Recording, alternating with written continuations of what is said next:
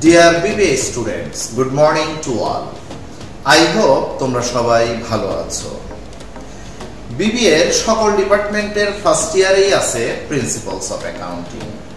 সুতরাং BBA তে ভালো রেজাল্ট করতে হলে প্রিন্সিপালস অফ অ্যাকাউন্টিং খুব ভালোভাবেই শিখতে হবে। আমরা গত 3টি ক্লাসে প্রিন্সিপালস অফ অ্যাকাউন্টিং এর বেসিক কনসেপ্ট, ম্যানেজার মালিকের সম্পর্ক, ম্যানেজারের দায়িত্ব এবং একটি ক্লাস প্র্যাকটিস কমপ্লিট করেছি। আজকে আমরা সেকেন্ড ক্লাস প্র্যাকটিস কমপ্লিট করব। আশা করি তোমরা আমার সাথেই থাকবে।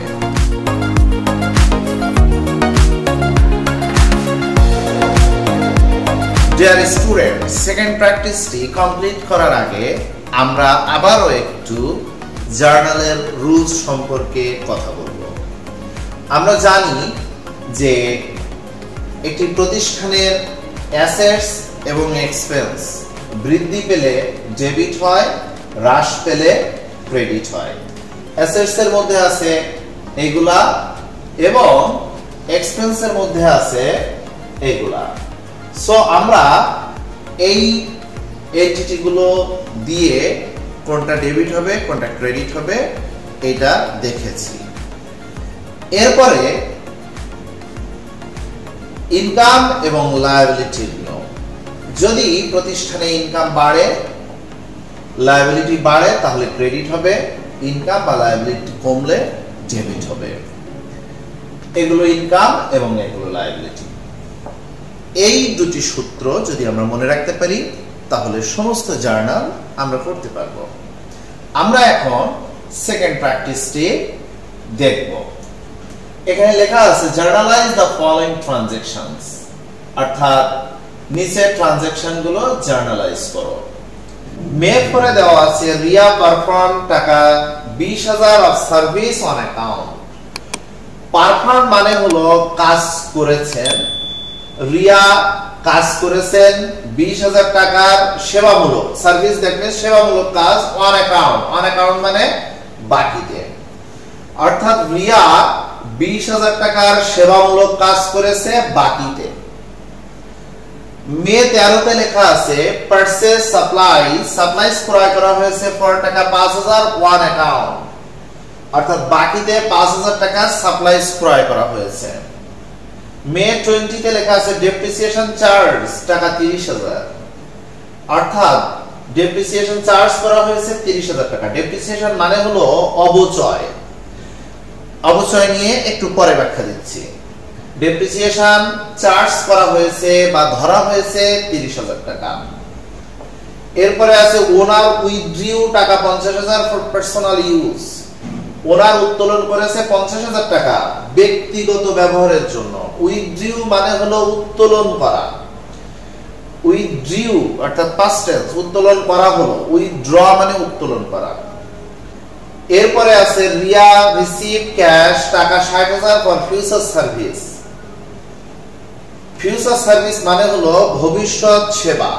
ভবিষ্যৎ সেবা দেওয়ার জন্য রিয়া নগদ 60,000 টাকা রিসিভ করেছে।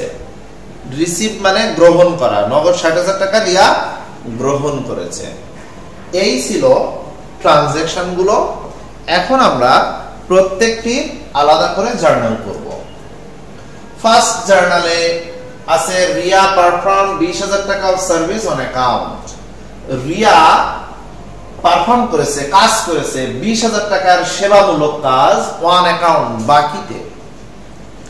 এটাকে আমরা ভিজুয়ালাইজ করব, আমাদের কল্পনায় নিয়ে আসব। দেখো কল্পনার মধ্যে নিয়ে আসছি। একজন ক্লায়েন্ট আসছে ম্যানেজারের কাছে, মিস রিয়ার কাছে, যে আপনি আমাকে কিছু কাজ করে দেন। সেটা ফাইলের কাজ হতে পারে বা অন্যান্য অফিসিয়াল কাজ হতে পারে। তো মিস রিয়া বলছে ঠিক আছে আমি আপনার কাজ করে দিব, এই কাজ বাবদ আপনি 20,000 টাকা ফিস দিবেন। ক্লায়েন্ট বলল ঠিক আছে আমি আপনাকে 20,000 টাকা দিব, কিন্তু আমি এখন দিতে পারবো না, আমার কাছে এখন টাকা নেই, আমি পরবর্তীতে দিব, আমি 1 মাস পরে দিব। তো যেহেতু তারা পরিচিত, এজন্য মিস রিয়া বললেন ঠিক আছে, আপনি 1 মাস পরে টাকা দিলে হবে, আমি কাজটা করে দিচ্ছি। তারা এটা চুক্তি করে মিস রিয়া চলে গেল তার অফিসে এবং ক্লায়েন্ট চলে গেল তার অফিসে। গিয়ে মিস রিয়া ফাইলের কাজ করা শুরু করলেন এবং কাজ করে তিনি পাঠিয়ে দিলেন ক্লায়েন্টের কাছে। এটাই হলো ভিজুয়ালাইজেশন। অর্থাৎ মিস রিয়া বাকিতে 20,000 টাকা কাজ করে দিয়েছেন। তাহলে কি মিস রিয়া কোনো টাকা পেয়েছেন? নো, কোনো সম্পদ পাননি। তিনি কোনো সম্পদ দিয়েছেন? নো, তিনি একটি সেবা দিয়েছেন, কাজ করে দিয়েছেন, কোনো সম্পদও দেননি। তাহলে এটা জাবেদা কিভাবে হবে? অ্যাকচুয়ালি এই ব্যক্তিটি কে প্রতিষ্ঠানের জন্য? এই ব্যক্তি হলেন দেনাদার। কারণ এই ব্যক্তির কাছে মিস রিয়া টাকা পাবেন, ক্লায়েন্টের কাছে ম্যানেজার টাকা পাবেন। যার কাছে টাকা পাওয়া যায়, অর্থাৎ তার দেনা আছে, তার দায় আছে, তিনি হলেন দেনাদার। যার দেনা আছে প্রতিষ্ঠানের কাছে, তিনি হলেন দেনাদার। আর দেনাদারের ইংরেজি নাম হলো অ্যাকাউন্টস রিসিভেবল।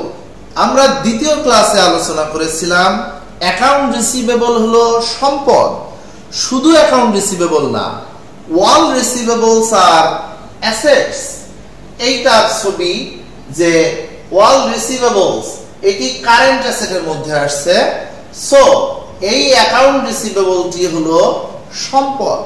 তাহলে প্রতিষ্ঠানের জন্য একটি সম্পদ খুঁজে পাওয়া গেছে, দেনাদার হিসাব বা অ্যাকাউন্ট রিসিভেবল। তাহলে একটি সম্পদ বাড়লো প্রতিষ্ঠানের, আর সম্পদ বাড়লে সেটি কি হয়? ডেবিট হয়। তাহলে অ্যাকাউন্ট রিসিভেবল ডেবিট হবে। অন্যদিকে ক্রেডিট হবে কি? যদি কোনো আয় হয় তাহলে সেটি ক্রেডিট হয়। আমরা জানি যে আয় বাড়লে ক্রেডিট হয়, ইনকাম বাড়লে ক্রেডিট হয়। তাহলে আমাদের ম্যানেজার যে কাজ করে দিলেন, এই কাজ বাবদ তার আয় হলো, টাকাটা হাতে পেননি, কিন্তু এটা ডেফিনেটলি একটা রেভিনিউ, তার আয় হয়েছে। সো এই আয়টা হবে ক্রেডিট।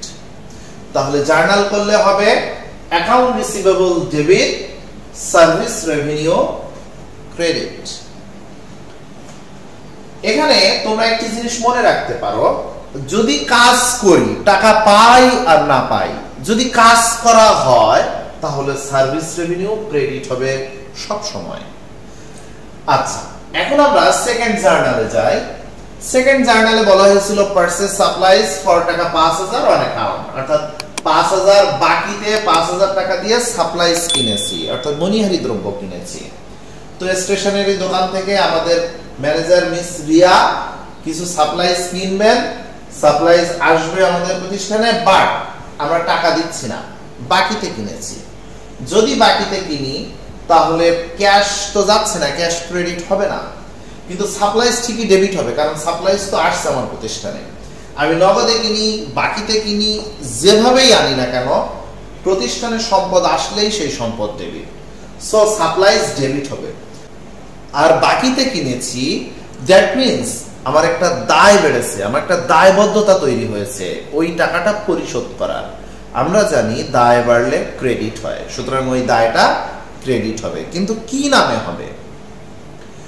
চিন্তা করো, এই স্টেশনারি দোকানটা আমার প্রতিষ্ঠানের জন্য কি, আমার প্রতিষ্ঠানের কাছে কি?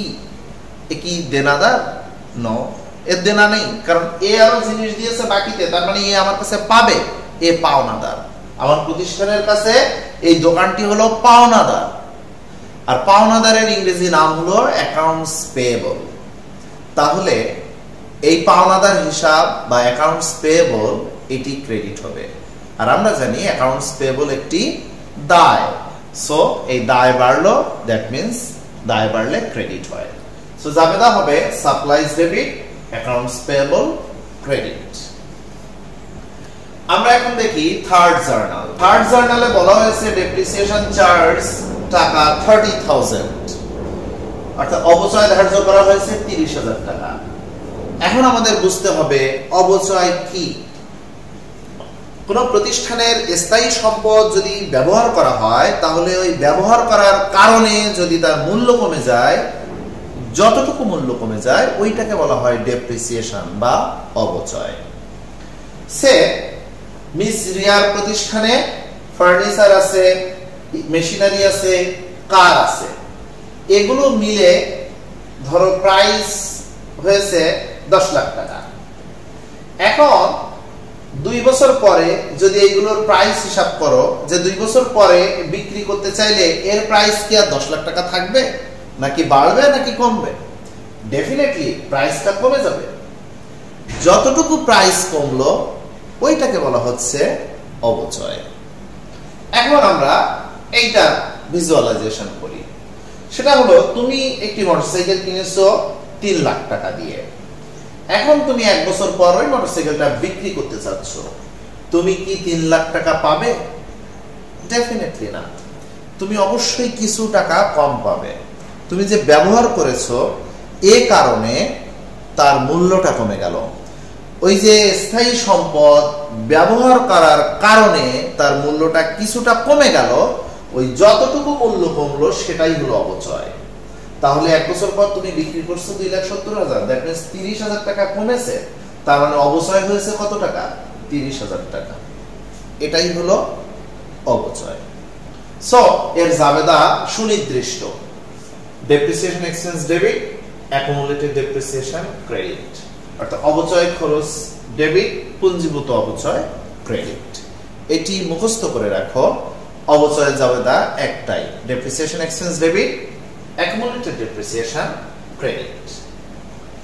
ওকে, আমরা এখন ফোর্থ জার্নালে দেখব। ফোর্থ জার্নালে বলা হয়েছে ওনার উইথড্র টাকা 50,000 for personal use. Owner Malik withdraw করছে অর্থাৎ উত্তোলন করেছে 50,000 টাকা ফর পার্সোনাল ইউজ। তার ব্যক্তিগত কাজের জন্য সে 50,000 টাকা উত্তোলন করেছে। কোথা থেকে উত্তোলন করেছে? ডেফিনেটলি প্রতিষ্ঠান থেকে উত্তোলন করেছে। তো মালিক তো গলফ খেলছে, সে টাকা দিয়েছিল প্রতিষ্ঠান শুরুর সময়, তারপরে মাঝে মাঝে সে আবার ইনভেস্ট করেছে। এখন তার টাকার প্রয়োজন, সে ম্যানেজারকে বলছে, ম্যানেজার সাহেব আমাকে টাকা দেন। কত টাকা? 50,000 টাকা। ম্যানেজার দেখছে যে হ্যাঁ হাতে কিছু টাকা আছে, মালিকের টাকা, সো মালিক চাচ্ছে দেওয়া উচিত। ম্যানেজার 50,000 টাকা মালিককে দিয়ে দিল। এটা হলো এই ট্রানজাকশনের ভিজুয়ালাইজেশন। অর্থাৎ মালিক কিছু টাকা প্রতিষ্ঠান থেকে উত্তোলন করে নিল। এটার জাবেদা কি হবে? আমরা সবসময় চিন্তা করব প্রতিষ্ঠানের সেন্সে। ম্যানেজারের জন্য ক্যাশ চলে গেল, তার মানে ক্যাশ ক্রেডিট শিওর। টাকা চলে গেলেই ক্রেডিট, টাকা আসলেই ডেবিট, এটা আমরা সবাই জানি। তাহলে ক্যাশ ক্রেডিট, সো ডেবিট হবে কি? ম্যানেজার কি মালিকের কাছ থেকে কিছু পেয়েছে? নো, পায়নি। তাহলে ডেবিট হবে কি? মালিক যে উত্তোলন করেছে উইথড্র, এইটা হবে ডেবিট। কেন? কারণ উত্তোলন করা মানে ম্যানেজারের দায় কমে যাওয়া। আগে যদি 10 লাখ টাকা ক্যাপিটাল থাকতো তাহলে 50,000 টাকা তো উত্তোলন করেছে, সো এখন ক্যাপিটাল আছে 9.5 লাখ, তার মানে 50,000 টাকা দায় কমেছে। আমরা জানি দায় কমলে ডেবিট হয়। আর এটা আরেকটা সেন্সে ভাবা যায়, যেহেতু ম্যানেজার মিস রিয়া মালিককে 50,000 টাকা একবারেই দেননি, ওই টাকাটা মালিক কিছুদিনের জন্য উত্তোলন করেছে, আবার পরবর্তীতে ফিরিয়ে দিবে। সুতরাং ম্যানেজারের জন্য এটি অ্যাসেট, কারণ ওই টাকাটা ম্যানেজার আবার পাবে। যদি ভবিষ্যতে আমরা কোনো পণ্য, টাকা বা সেবা পাবো এরকম কিছু হয় তাহলে ওইটা সম্পদ। সুতরাং এই যে ড্রয়িং বাবদ যে টাকাটা উত্তোলন করেছে মালিক, ওই টাকাটা ম্যানেজারের জন্য সম্পদ। আর যেহেতু কন্ট্রা লায়াবিলিটি, দ্যাট মিন্স বিপরীত দায়, সুতরাং অবশ্যই সেটা সম্পদ। তাহলে আমরা দেখলাম ড্রয়িং বা উইথড্র যদি কিছু থাকে, মালিক যদি কোনো কিছু উত্তোলন করে, সেটা ম্যানেজারের জন্য সম্পদ। তাই সম্পদ যেহেতু বাড়লো, অর্থাৎ ম্যানেজার আবার টাকাটা পরে পাবে, তার মানে সম্পদ বাড়লো, সো ওই ড্রয়িংটা হবে ডেবিট। তাহলে জাবেদা হবে ড্রয়িং ডেবিট, ক্যাশ ক্রেডিট। এখানে তুমি ড্রয়িং না লিখে উইথড্র লিখতে পারো, কোনো সমস্যা নেই। এখন আমরা দেখব ফিফথ জার্নাল। ফিফথ জার্নালে বলা হয়েছে মিস রিয়া রিসিভ ক্যাশ টাকা ৬০,০০০ ফর ফিউচার সার্ভিস। ভবিষ্যতের সেবার জন্য মিস রিয়া ৬০,০০০ টাকা নগদ রিসিভ করেছে, অর্থাৎ গ্রহণ করেছে। এখন সেবা দিব না, ভবিষ্যতে সেবা দিব, এই উদ্দেশ্যে মিস রিয়া এখনই ৬০,০০০ টাকা গ্রহণ করেছে। এর ভিজুয়ালাইজেশনটা কেমন? এটা ভিজুয়ালাইজেশন এমন হবে যে মিস রিয়া তার একজন ক্লায়েন্টের সাথে কথা বলছেন, কথা বলতে বলতে ক্লায়েন্ট মিস রিয়াকে বললেন যে ম্যাডাম আমাকে একটা কাজ করে দিতে হবে। মিস রিয়া শুনলেন কাজটা এবং বললেন এই কাজের জন্য ৬০,০০০ টাকা ফিস দিতে হবে।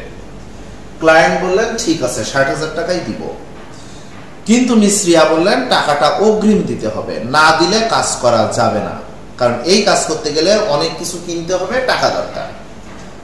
তো ক্লায়েন্ট রাজি হয়ে গেলেন এবং মিস রিয়াকে ৬০,০০০ টাকা বের করে দিয়ে দিলেন এবং তারপরে যে যার অফিসে চলে গেলেন। মিস রিয়া টাকা নিয়ে অফিসে চলে গেলেন, ক্লায়েন্ট তার অফিসে চলে গেলেন।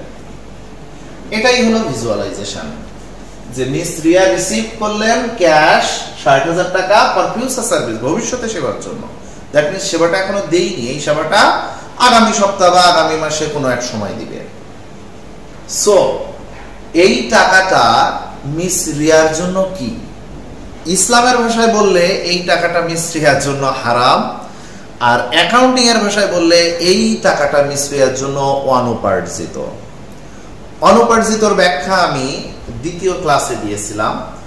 যে টাকাটার জন্য কাজ করা হয় না, বরং টাকাটা আগে নেওয়া হয় পরে কাজ করে দিব, এই উদ্দেশ্যে ওই টাকাটাকে বলা হয় আনার্ন বা অনুপার্জিত আয়, আনার্ন রেভিনিউ বা অনুপার্জিত আয়। সেই অনুপার্জিত আয়টা একটি দায়। এখানে আমরা দেখেছিলাম আনার্ন রেভিনিউ একটি দায়। সো এই টাকাটা মিস রিয়ার জন্য দায়, এই টাকাটা মিস রিয়ার জন্য আনার্ন রেভিনিউ। এখন এই ট্রানজাকশনের জার্নাল কি হবে? মিস রিয়া টাকা পেয়েছে, তাই কাজ করে হোক না করে হোক, যে কায়দায় হোক, ম্যানেজারের প্রতিষ্ঠানে যদি টাকা আসে ওই টাকাটা ডেবিট, টাকা আসলেই টাকা ডেবিট। ক্রেডিট কি হবে?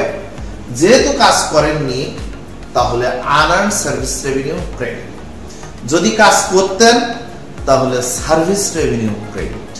এর আগের স্লাইডে আমি বলেছি যদি কাজ করেন, ম্যানেজার বা প্রতিষ্ঠান যদি কাজ করে দেয়, টাকা পাক না পাক সার্ভিস রেভিনিউ ক্রেডিট হবে। সো এখানে কাজ করেননি, আনআর্ন সার্ভিস রেভিনিউ ক্রেডিট হবে। Cash debit, unearned service revenue credit.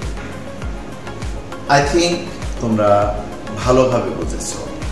এই ছিল আজকের ক্লাসে। আশা করি তোমরা পরবর্তী ক্লাসগুলো কন্টিনিউ করবে। এভাবে প্রতিদিন একটু করে প্র্যাকটিস করলে অ্যাকাউন্টিং এ ভালো রেজাল্ট করা তোমার জন্য খুবই সহজ হবে। সবাইকে অনেক